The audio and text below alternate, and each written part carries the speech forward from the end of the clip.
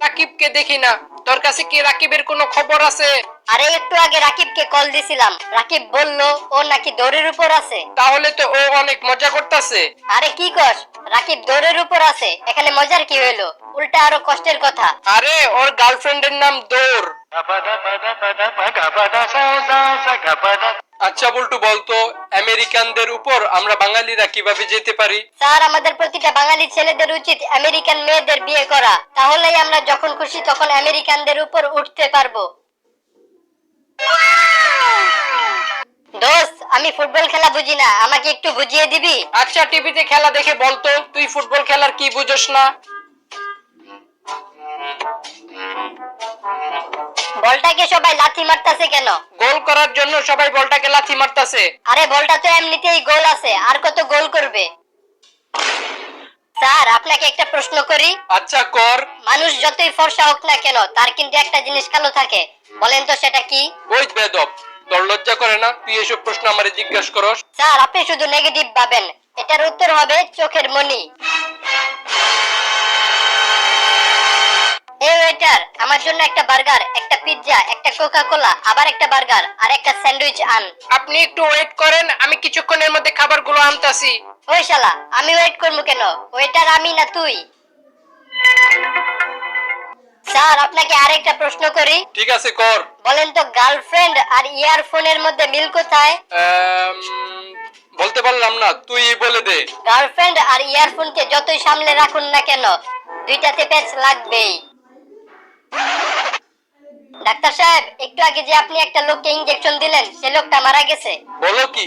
তা লোকটা কোথায়? দরজার সামনে পড়ে আছে। এক কাজ করো, যায়া লাশটা ঘুরাই দিয়ে আসো। কেন? না মানে পুলিশ আসলে বলবা যাওয়ার সময় না, আসার সময় মারা গেছে। কিরে বল্টু, তোর মনটা আজকে অনেক ভালো লাগতেছে? আরে দোস্ত, আজকে আমার মনটা অনেক ভালো। কেন, কি হয়েছে?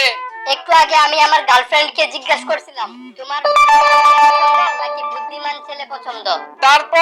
তারপর ও আমাকে বলল ওর নাকি দুইটার একটা পছন্দ না, ও শুধু আমাকে পছন্দ করে। এটা শুনে আমার অনেক ভালো লাগতেছে। আরে ছাগল, তোর গার্লফ্রেন্ড সুন্দর আর বুদ্ধিমান ছেলে পছন্দ করে না, শুধু তোরে পছন্দ করে। এর মানে হলো তুই সুন্দরও না আর বুদ্ধিমানও না। স্যার, আপনাকে একটা প্রশ্ন করি। ঠিক আছে কর।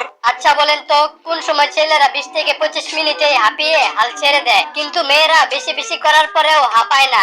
ওই বেদব, তোর লজ্জা করে না তুই আমারে সবসময় এসব উল্টাপাল্টা প্রশ্ন করস? স্যার, আপনি সবসময় নেগেটিভ ভাবেন, এটার উত্তর হবে শপিং করার সময়।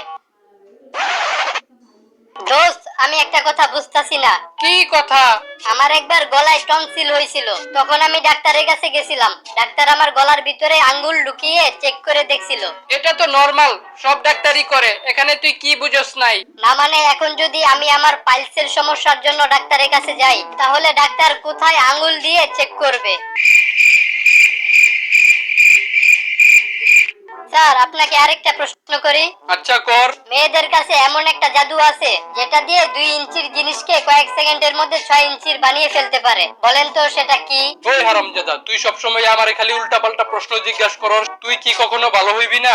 স্যার, আমি ভালোই আছি, আসলে আপনার মাইন্ড খারাপ। এটার উত্তর হবে রুটি বেলা, কারণ মেয়েরা 2 ইঞ্চির আটাকে বেলে কয়েক সেকেন্ডের মধ্যে 6 ইঞ্চির রুটি বানিয়ে ফেলতে পারে। বল্টু, তুই কালকে রাত কয়টা পর্যন্ত পড়ালেখা করেছিলি? বাবা, আমি কালকে রাত 12টা পর্যন্ত পড়ালেখা করেছিলাম। তোরে কানের নিচে একটা থাপ্পড় মারমু। কালকে তো রাত 9টা বাজে কারেন্ট চলে গেছিল। না মানে, আমি এত মনোযোগ দিয়ে পড়ছিলাম যে কারেন্ট কোন সময় চলে গেছে আমি টেরই পাই নাই। কি রে বল্টু, তোর মন খারাপ কেন? আমার এক কাছের বন্ধু মারা গেছে। কিভাবে? ওর ভুলে যাওয়ার রোগ ছিল।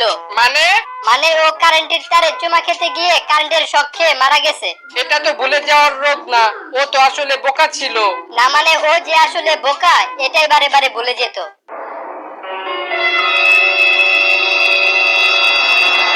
আপনার সমস্যা কি?